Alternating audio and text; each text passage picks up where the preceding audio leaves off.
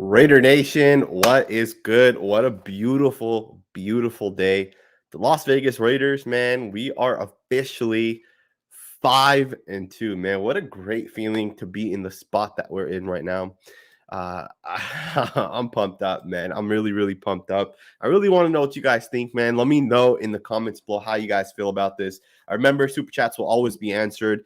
Let's talk about this game, man, because when this game started, I was a bit nervous, man. I'm not going to lie to you guys. On the first drive of the game, Miles Sanders ran for 30 yards. And the Philadelphia Eagles scored a touchdown. And I was a bit nervous, man. And as you guys know, the Raiders came out firing, and we scored pretty much 24, I believe, straight points. The Raiders had a great game today, man. We pretty much dominated. I already see a ton of your guys' comments.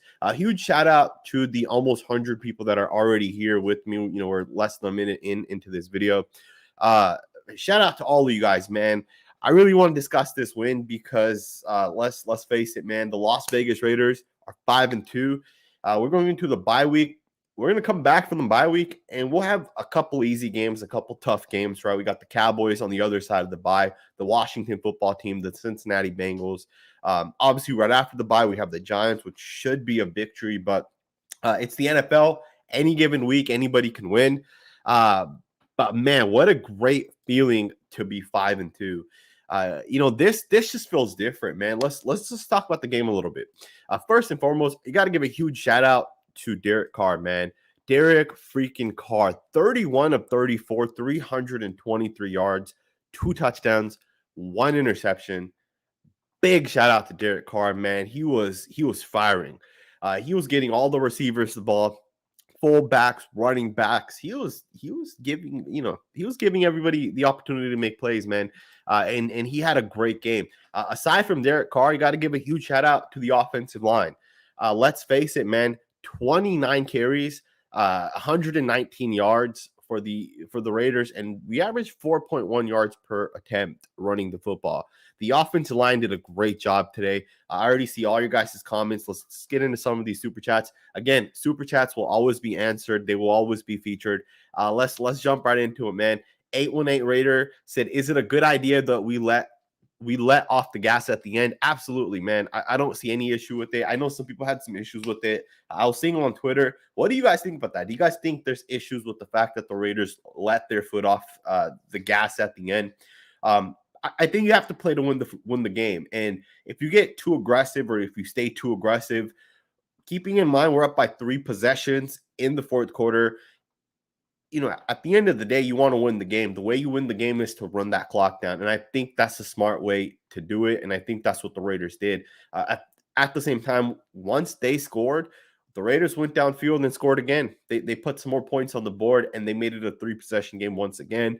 You play the prevent style of defense, and you force them to take 5, 6, 7, 8-yard passes and drive all the way downfield. The last thing you want to do is give them a 30-yard catch. I have no issues with how the Raiders play defense. Sticking with the defense, I know you guys saw that same statistic I saw, man. The Raiders right now in the third quarter have allowed the second fewest points. 6 points on the defense side of the ball. That's adjustment, man. That's Gus Bradley making his adjustments at halftime and coming out in the second half, specifically the third quarter, and those adjustments are winning. Those adjustments are having impacts for the Raiders, man. That's a big reason why the Raiders at this point are 5-2. Brian Rodriguez, we have to stop letting teams into the game after being up by a lot. Jacobs is always injured. That's a concern. I hope Josh Jacobs is okay, man. I don't know if I agree with allowing teams to get back into the game. I know against the Denver Broncos as well as the Philadelphia Eagles, we pretty much blew both teams out. We pretty much dominated both of these teams. And we had the same situation happen, right? We let these teams kind of come back in. But at no point were we, getting close to allowing those teams to win the games.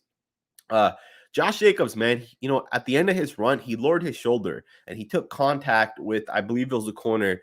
As he's crossed the line of scrimmage, he put his helmet into another guy. And I don't know if he had like the wind knocked out of him or what happened, or maybe it hurt a little bit more. Either way, man, Josh Jacobs getting injured, it seems like it's happening a little bit too often. Josh is a physical running back, and if he can't stay healthy, he needs to bring that physicality down a little bit. I'd rather have him be on the field and get 15 touches than 20 touches. And even if it's less yards, I'll take it. Josh is still a great running back, but we have to keep him on the field. Thank you for the super chat. Larry Maletti, $5 super chat, said, it's official. Gruden held this team back. This team looks like a complete team right now. And that is what it seems like, man. Let's be honest. It does seem like John Gruden, as you're saying, held this team back. But I do want to pump the brakes a little bit, right? Like, let's not say that, this team right here is that we just played is not the Baltimore Ravens. It's not the Los Angeles Chargers, right? These last two teams we played are teams that are going to win 5 games each this year. If they get lucky, they'll win 5 games. Let's see how this team plays against the Dallas Cowboys or the Cincinnati Bengals, teams that have already won 5 games each, right? The Bengals are 5-2, the Cowboys are 5-1. Let's see what the Raiders do against those teams, right? It's different against the Broncos. It's different against the Philadelphia Eagles. I did think the Eagles were better than kind of how they played today, but I think the Raiders defense really got after it. The defensive line, Yannick Ngakoue, bro, what a great pickup, man. It's crazy because I had some fans talking crap to me, and I was by myself defending Yannick just a couple days ago. And they were talking about how statistically he's just not there anymore. He's not a good football player. And I tried telling these guys, man, it's not all about those sacks. It's the quarterback hits, the disruption that this guy's causing. But yeah, let's it does look like John Gruden did kind of has kind of held the team back. But let's see what happens. We're gonna find out. After the bye, right, we have the Giants, which should be a little bit easier. But then after that, man, we got 3 really tough teams. I believe it's the Bengals first, then the Cowboys, then the Washington football team. Those are going to be the games, in my opinion, that are going to show what this Raiders team really is. We could potentially be going into the Bengals 6-2. So that right there will be a huge tell of where this team is. Cole G, my older brother, said, great freaking win, man. I'm pumped, as am I, man. This just feels different, man. And I really want to get into why this team here is so much different than some of the past couple of teams. Last year we started, I believe, 6-3 both of the last 2 seasons, and then we fell off, man. We won 7 games 2 years ago and 8 games last year.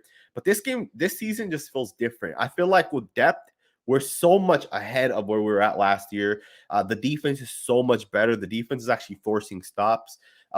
When the game mattered, right? When it actually mattered, the score was 7-2, I believe.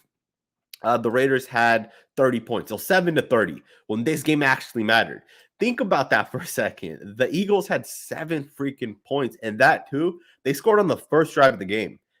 And then after that, the Raiders pretty much blew them out. We scored 30 straight points, which is nuts to think. Obviously, as you guys know, the Eagles did score, a bunch of points towards the end of the game, but at that point, the game was already blown out. How crazy is it that the Las Vegas Raiders won a game in which it wasn't a close game, right? It was just a blowout. And I know we kind of did that last week as well, but last week it was much closer. Today, this game was over. Like, right after halftime, after the first drive of halftime, I already knew the Las Vegas Raiders have won because we're up at that point 24-7. This team really didn't have that much of a shot to come back.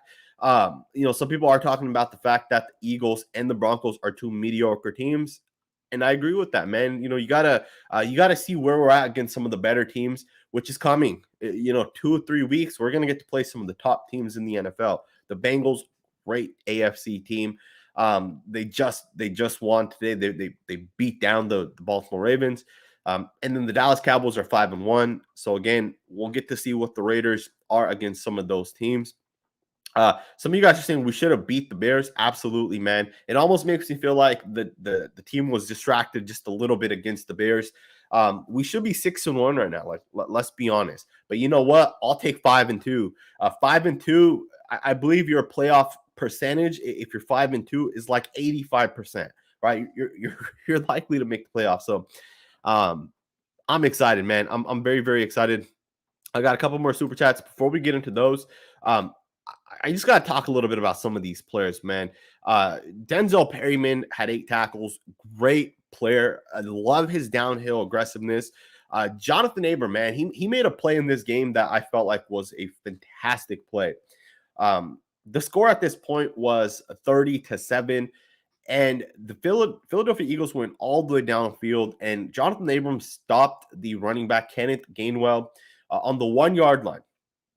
1 yard line, right? He wrapped him up and he forced him and did not allow him to get into the end zone. On the very next play, second down, the quarterback tried quarterback sneaking it. Max Crosby jumps over and tackles the quarterback. They don't score. It's now 3rd and down. They try snapping the ball out of shotgun. They fumble the ball, and the Raiders get the ball. 7-30 at that point. They're at the 1 yard line. If they scored, they have that much better of a chance to score a touchdown. And those are the plays that make a difference. Those are the plays that allowed the Raiders to win football games. Jonathan Abrams made a huge play, not giving up on a play. And he wasn't the only guy that made these type of plays. Quentin Jefferson made a big play, forcing a fumble right before halftime. I believe at that time the score was 7-14. And I thought, okay, the Raiders will get a stop, and then we'll go into halftime up 7-14. Quentin Jefferson forces a fumble. We kick a field goal, and we go into half 7-17. Big difference, big momentum shift. Solomon freaking Thomas, man. I think the Raiders need to definitely consider extending this guy, man, because Solomon Thomas has been playing lights out, man. I can't give enough props to Solomon, man. The guy really has came to the Raiders. He's had sacks, he's had quarterback hits, he's had forced fumbles, he's had disruptions, batted balls. The guy will chase the play backside 10 yards and make a play downfield. Solomon Thomas deserves so much credit. Huge shout out to him, man. Really, really appreciate him. Dalton Gill said, how about the Raiders, bro? Total domination. The points at the end were garbage points. Absolutely, man. When it mattered, Jalen Hurts had, I believe he had like 115 yards when it actually mattered. The Raiders defense flat out dominated this game, and I could not be more excited for what the Raiders are able to do. The last couple of seasons, we've talked about what a good defense could do for the Raiders, and we're there right now. The Raiders have a good defense. The Raiders have a defense that can get off the field. And I said this, if the Raiders score 30 points on offense, we're going to win pretty much every game, right? Except for those games against those high-powered offenses, the Buccaneers, the Chiefs, those type of teams. Those typically come down to the last possession. But games like the Bears, right, like average teams, Bears, Broncos, Philly, you score 30 points, you're going to win. So huge shout-out to the defense. Johnny Perez said defense is getting takeaways, which we need to beat good teams. And the pass rush was all over Jalen Hurts. Absolutely, man. Just looking at the statistics on the for the Raiders on the defense side of the ball, we had 7 quarterback hits, which is great. That's a lot of quarterback hits, considering the fact that the other team, the Philadelphia Eagles, they only had 2 quarterback hits. So the Eagles had 2 on Derek Carr. The Raiders had 7 on Jalen Hurts. And then at the same time, we had 2 sacks, and they had 0 sacks. So in total, we hit Hurts 9 times, which is great. And that was led by Yannick Ngakoue had 2 sacks and 2 quarterback hits. Quentin Jefferson had 2 quarterback hits. Solomon Thomas had 2 quarterback hits. Max Crosby had 1 or 2 quarterback hits as well. So the Raiders were really getting after it, man. You got to give a huge, huge, huge shout out to the defense. They're really putting it together, man. The pass rush, it's been a disruptive force, man. Huge shout out to the pass rush. DG $5 super chat. Thank you for the super chat. Said 2016 Raiders versus present Raiders. I'm gonna have to say it's the present Raiders, man. I know people love that 2016 team. It's that team that went into the playoffs. But I'll say this about that team. That team had, I believe, 7 wins in which the difference in the score was 1 touchdown or less. And I think those are the type of teams that you can win 11, 12 games one year, 6, 7 games the next, because you're not always going to win those 1 touchdown games.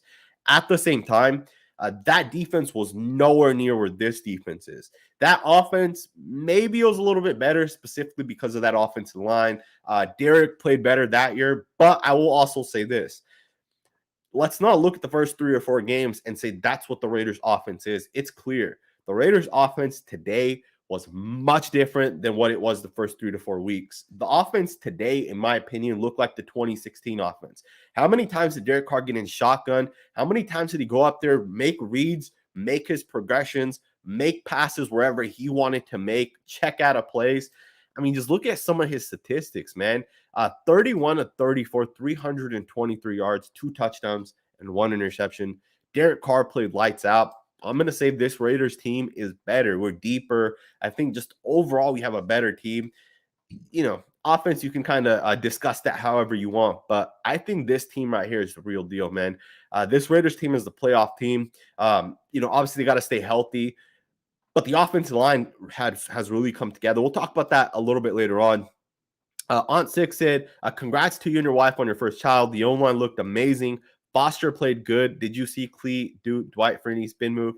Aunt Six, shout out to you, man. I really appreciate it. A couple of weeks away still until it's until the child's officially here. But huge shout out to you, man. I really appreciate it. The O-line looked amazing, man. They really look good, and we're going to talk about that a little bit later on. But we're going to talk a little bit about the D-line, man, and the defense. And I did see Cleveland Farrell do that nice Dwight Freeney spin move. I do want to see Cleveland Farrell play more. I will say this: he hasn't taken that next step in his game, right? Like he'll do good things, like he'll have that that spin move in which he did, and he caused some pressure. I think he was lined up over the right tackle on that play, and he caused some pressure. He got in there, but then the other 10 plays he played, he doesn't do much, man. So I got to see a little bit more from Cleveland Farrell. I really appreciate the comment on Six. Huge shout out to you, man. I really do. KC said, good teams beat bad teams well. Don't like the too early play clock and iffy red zone defense. What are your thoughts? Early on, man, our defense started off terrible, right? Like, let's be honest. The Eagles, when they had Miles Sanders specifically, they drove right downfield, had no issues, and they scored a touchdown. But at the same time, that's how every team, in my opinion, so far has pretty much played against the Raiders, right? You look back, the last 4 games, right? You look at the Chargers game, the Bears games, the Broncos game, and then today's game as well. And I believe the opposing offense scored a touchdown on their first drive in every single one of those games, right? I think the Chargers scored on their first drive. I believe the Bears scored on their first drive, the Broncos on theirs, and of course today the Eagles on theirs. But after that, they didn't have a ton of success, right? It was really just like the first drives. And obviously today, I agree with you. I think good teams beat bad teams well, and I think that's what the Raiders did today. I know some people might say, well, we kind of let them back into the game towards the end of the game. I don't think they were ever close. It was always a 3-possession game. Even when they made it a 2-possession game, the Raiders came back and scored really quickly, and then they made it a 3-possession game once again. Either way, man, thank you for the super chat. I really appreciate it. I do think the Raiders have to continue to improve in their red zone defense. When they get into the red zone specifically, right, within 20 yards, we're one of the league's worst defenses, and that has to get better. We have to fix that. We have to keep improving on that. We're going to have turnovers, right? Derek Carr might have an interception, and that might allow a team to get the ball at the 18-yard line. They may only need 18 yards. We have to have our defense be able to make those stops. Right now, we are, I believe, the second worst red zone defense in the entire league. I think I saw the stat last week, or maybe it was the week before. We're like 10 of 11 on red zone touchdowns or something like that. So we can't have that. We got to step that part of our defense up. Paul, thank you for the super chat. Said, huge win. Is Hobbs going to take Mullins' job? Absolutely not, man. They're two completely different players. Mullins an outside corner. Nate Hobbs is inside corner. Trayvon Mullins out at the moment, and Nate Hobbs is playing the slot, so they're completely different players. I will be honest, though. I think Nate Hobbs is the better player between him and Trayvon Mullins right now at their individual positions. Of course, I think Nate Hobbs the better player. Maybe not today, but it's clear that you look back at those two guys in 2 to 3 years.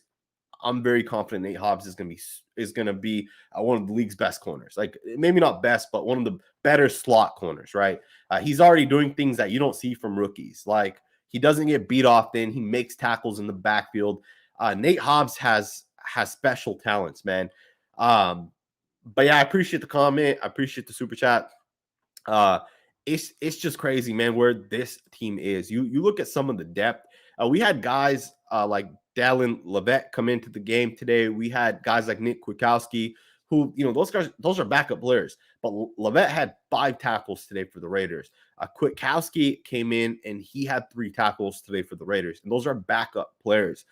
Brandon Faison, although he started, is technically a backup player, right? Because Desmond Trufant played a little bit today as well. Although we didn't hear his name, I'm not sure if people really realized it, but he was in the game as well. And again, we had a bunch of guys come in and really do well for the Raiders. Just a couple of game balls to give out today. The first one, of course, is going to go to Derek Carr. Derek Carr got this game done. He got it done on the offense side of the ball for the Raiders. A second game ball could be split 5 ways between the offensive linemen from left tackle to right tackle. Those guys got it done up front. Another game ball could be given to Foster Moreau for stepping up. And let's be honest, man, there was no difference today. Like, I didn't even realize that Darren Waller was out, right? Like, there was no drop off from production on the Raiders offense. Foster Moreau came in and really did a good job as well. Another guy that deserves a game ball, Yannick Ngakoue, man. The guy had 2 sacks and 2 quarterback hits. And just one last game ball that I'd want to give out. Alec Engel, man. Huge play coming right out of the halftime. The Eagles kicking onside, and Alec Engel saw it, and he recovered that ball, and he was able to pick it up. And that could have been a huge momentum swing that the Eagles needed. 7-17 at that point. If the Eagles get the ball, maybe they get a field goal. It's 10-17. Instead, the Raiders recovered that ball, and we go downfield and we score a touchdown. But huge shout out to Alec Engel for recovering that ball. He also had one really nice catch for 29 yards. It was a running back. It was a play action, a fullback wheel route out of the I formation. He also had one run for 1 yard and 1 first down on that run specifically. It was a 3rd down play. The Raiders needed a first, and Engel picked it up, man. So huge shout out to Alec Engel. Man, the Raiders had a great game today. There's almost 600 of you guys watching. If you guys can hit that thumbs up button, I'd really appreciate it. It means a ton. Allows other people to also be seeing this video. Fabio, thank you for the super chat. I really appreciate it. I see your comment here. You said cheers from Brazil. Let's go Raiders. Absolutely, man. Crazy. Raiders have fans everywhere. Brazil, I know there's some in Ireland because I always see all your guys' comments on my videos. I know there's some in Canada, NorCal, SoCal, Vegas, East Coast, Texas. There's Raider fans everywhere, man. Not even just around the United States, but in other countries. Shout out to you, man. Thank you for the super chat. I really appreciate it. Nazario Gomez said, I just want to say thank you for the content you put out. It helps me out learning the game. Thank you. I really appreciate that comment. Those type of comments mean a ton, man. I really appreciate it. I've been making offensive line content every single Saturday, and we're going to talk a little bit about the offensive line right now. The Raiders offensive line, let's be honest, really struggled at different parts this season. Week 1, it was very clear that this O-line was not good. Week 2, it got a little bit better, but it was still kind of bad. But they really kind of started putting it together week 3. And week 3, I had a ton of hope, a ton of potential, a ton of confidence in the offensive line. And what happened to the offensive line against the Chargers was terrible. The Chargers beat the crap out of this offensive line. And after that, a lot of the nation got really, they got really down on the offensive line, as you probably should, right? And then here comes the Bears, and the offensive line played much better. But people are still saying the offensive line sucked, right? And the thing is we got better against the Bears. And then from the Bears game to the Broncos and now to the Eagles, it's clear, man, this offensive line has so much going for them. Keeping in mind that our right guard's a rookie, first year starting. Our center, although it's his 3rd year, it's his first year starting as a center. Our left guard, it's technically his first year starting, right? He wasn't a full-time starter last year, although he played, I think, in 4 or 5 games. So our left guard to right guard is, those 3 guys are pretty much all in their first year as starters. As full-time starters, you guys are going to finish this season. Our right tackle in Brandon Parker, He was our swing tackle. He's a guy that was not supposed to play. He was just supposed to be a backup. He's came in and he's done a pretty solid job as well. Our left tackle is a great left tackle, in my opinion. But the offense line's growing. They're getting better. They're able to communicate a little bit better. They're picking up blitzes. They're processing things correctly. We're at the point, in my opinion, where this offensive line has taken huge strides. And it shows, man, statistically, it shows. Derek Carr was not sacked today at all. He was hit 2 times the entire game. Not sacked, but just hit 2 times. And he dropped back and he threw the ball a ton of times today, 34 attempts today. The offensive line kept Derek Carr clean. And then more than that, you look at some of the other statistics. You look at the rushing statistics. Kenyon Drake had 14 carries for 69 yards. He averaged 4.9 yards per attempt. Josh Jacobs averaged 4.8 yards per attempt. That's our 2 main running backs. One averaged 4.9, one averaged 4.8. You don't do that without the offensive line, right? It's the offensive line that really has came together and taken huge strides. Honestly, I'm glad that they're coming together. You guys know this, right? And I know this. A lot of people hated Arner James. A lot of people hated Alex Leatherwood, especially after the first 3 games. And those guys are coming together and they're performing well. And I think everybody out there that's on, that's watching this video, that's on Twitter, that's on Instagram, start spreading the positive stuff about these guys, man. They're coming together. They've come a long way and they're doing better, right? Let's talk positive about the offense line, especially going into the bye week. There's definitely things that the Raiders still have to clean up, right? And we'll get into that a little bit later on. Mario said screen plays huge once again. I think the Raiders ran 2 today, right? Don't quote me on that, but I believe it was 2 screens today. And then they ran 1 last week. And those screens hit, man. All 3 of those plays got a ton of yards. Last week, I believe it was 28 or 29 yards. Today, it was something like that as well. 10 to 20 yards today as well. The Raiders' screen plays have been a thing of beauty. I believe they ran screens to the right every single time, which is interesting, right? As opposed to running those screens to the left, they run them to the right. And then those are running back screens. They also have wide receiver screens. So the Raiders have ran some wide receiver screens, and those have been getting Colt Miller out there, which is interesting, right? Like they don't, just from a scouting perspective, the Raiders run wide receiver screens to the left, and they run running back screens to the right. I don't know what the hell is the reason why they do that. But I have a feeling when we come back against the Giants are going to expect that that's what the Raiders are going to do, and they'll flip it. The Raiders will run a running back screen to the left and potentially a wide receiver screen to the right. Either way, man, the O-line did great, and you got to give a huge shout-out to Greg Olsen, man. Greg Olsen is doing a great job calling plays right now. I was talking to my good friend, Raid the Tape. If you guys aren't subscribed to him, go check his channel out. It's Raid the Tape on YouTube. We were talking during this game, and he said something about how the play calling is so much better today than where it's been. And that's honestly been, in my opinion, the biggest reason why the Raiders are having more success.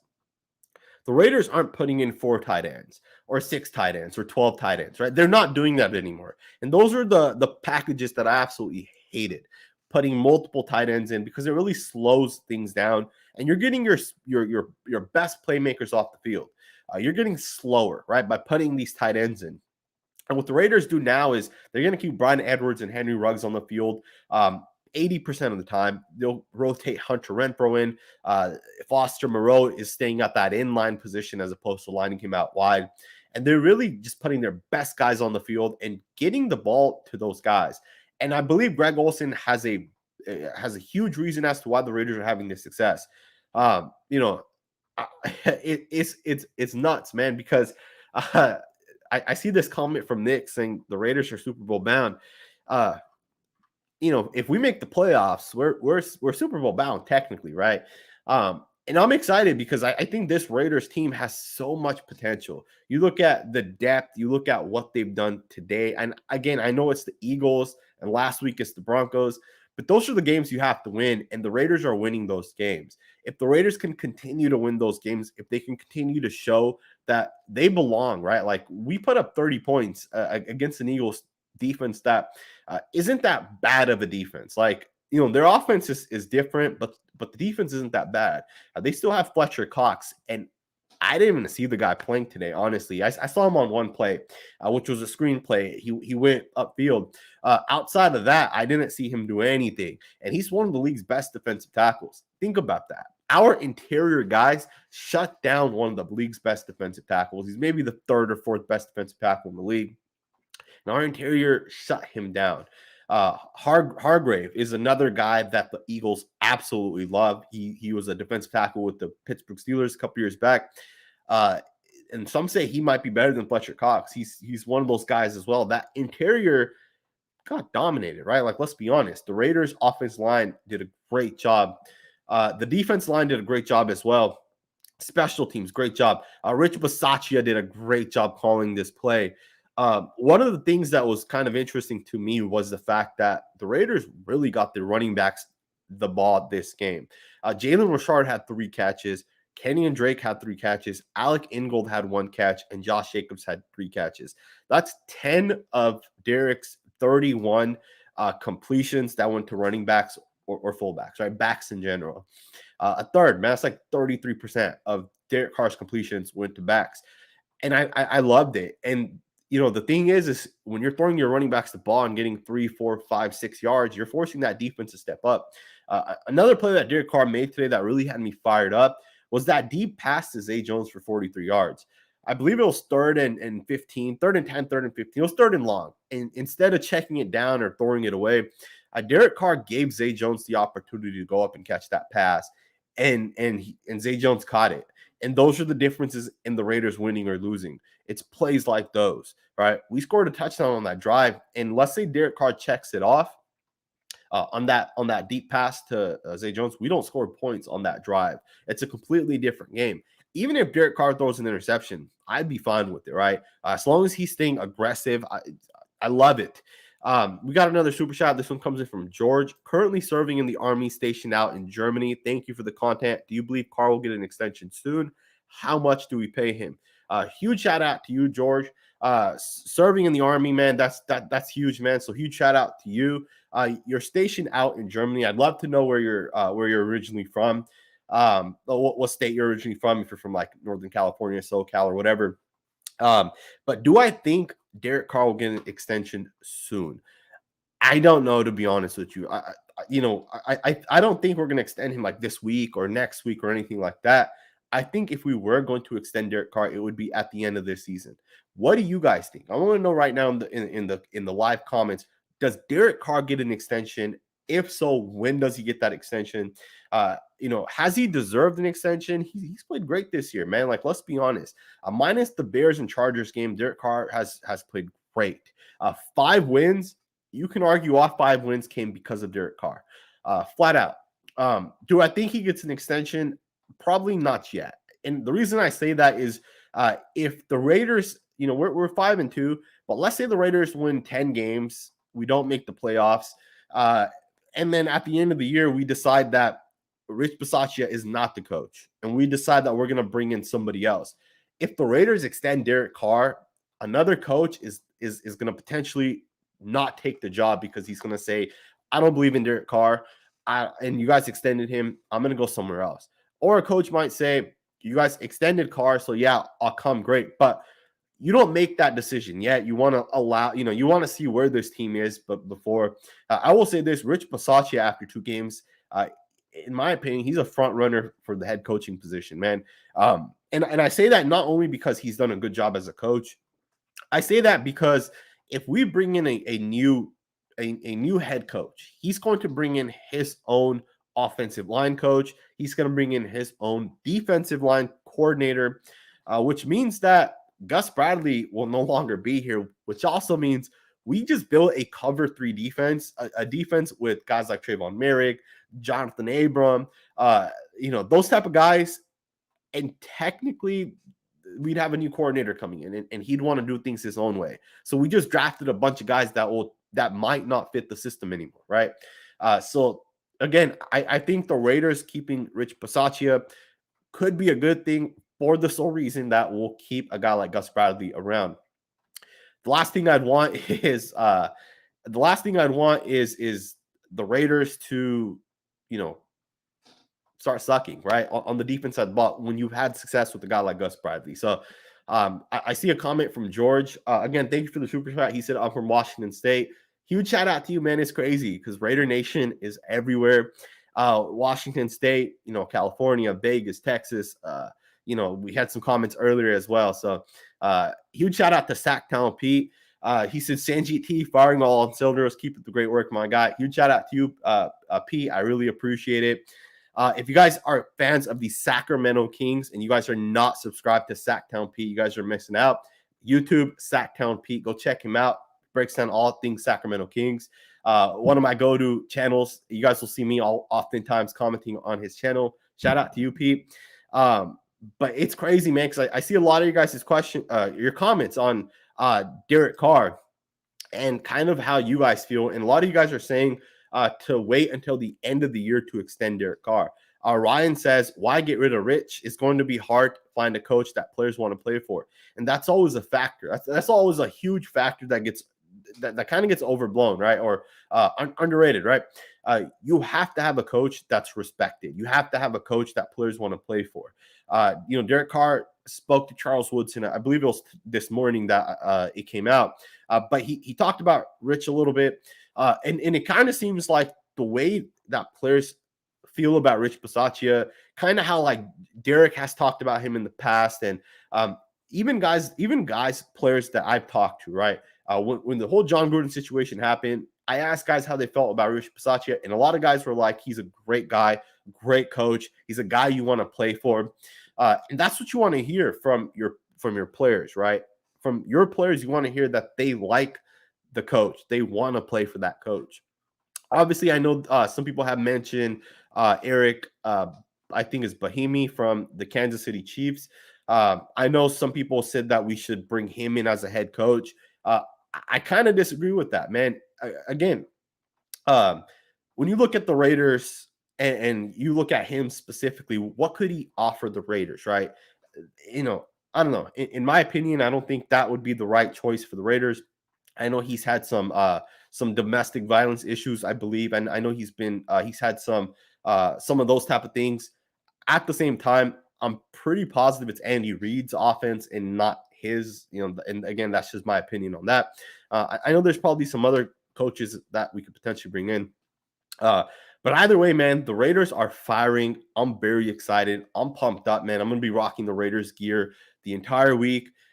I'm excited, man. We got a bye week coming up next week. We're going to do a lot of film breakdowns. I'll probably do my, I don't know. It's technically more than a quarter of the season, or like a third way of the season. I'll start doing some highlights and some film studies, just kind of breaking down the first, 7 games of certain players. Yannick Ngakoue is a guy that I really wanted to break down. So I'll probably do his coming up this week. Talk a little bit about Colt Miller. Great player, man, having a great career. And we'll take a look at Andre James, some of the issues he's had, some of the things that he's improved in the past 2 games. Alex Leatherwood looks so much better at guard, right? So those are the things. I'll have a ton of film breakdowns for you guys. Let me know what you guys think in the comments below about the Raiders' success. Hit that thumbs up button. Well over 600 of you guys here, so I really appreciate it. Enjoy the victory, man, and I'll see you guys next time with another video.